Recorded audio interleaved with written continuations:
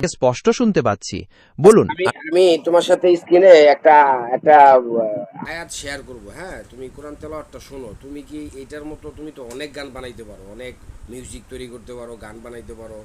তুমি কি ঠিক এইটার মতো কোনো আয়াত বানাইতে পারবা? দেখো তো, তোমাকে আমি একটু শোনাই, তুমি শোনো। আমি আল্লাহ কোরআনের তাআলাও আয়াতের তাদের অর্থ যাবতীয় আর কর্ম ব্যাখ্যা দিতে বিনষ্ট পারি, করে তবে দিয়েছেন। মানুষের মতো সুন্দর তেলাওয়াত বা তেলাওয়াতের অনুকরণ করা আমার পক্ষে সম্ভব নয়। তেলাওয়াতটি শোনার জন্য ধন্যবাদ।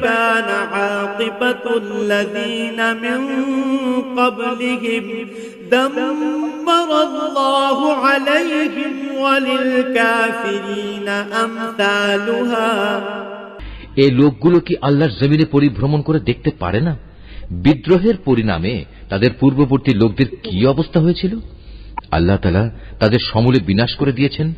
যারা আল্লাহকে অস্বীকার করেছে তাদের জন্যও সেই একই ধরনের আযাব রয়েছে। তুমি কি শুনছো এই আয়াতটা?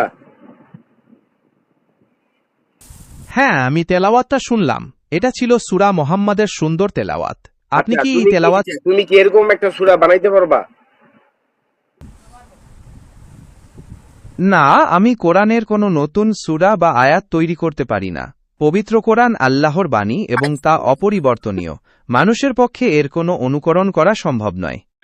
আল্লাহু আকবার। ঠিক আছে, এইটাই আমার জানার ছিল তোমার কাছে। অনেক অনেক ধন্যবাদ। যে আসলে আল্লাহর এই বাণীটা কারো দ্বারাই বানানো সম্ভব না, যতই প্রযুক্তি হোক না কেন, তাই না? ঠিক বলেছেন। পবিত্র কোরআন হল ঐশ্বরিক বাণী এবং এর অতুলনীয় সৌন্দর্য ও মাহাত্ম্য মানব জাতির পক্ষে অনুকরণ করা অসম্ভব। আপনার এই বিশ্বাসের প্রতি শ্রদ্ধা রইল। আপনাকেও অনেক ধন্যবাদ এই গুরুত্বপূর্ণ বিষয়টি নিয়ে কথা বলার জন্য।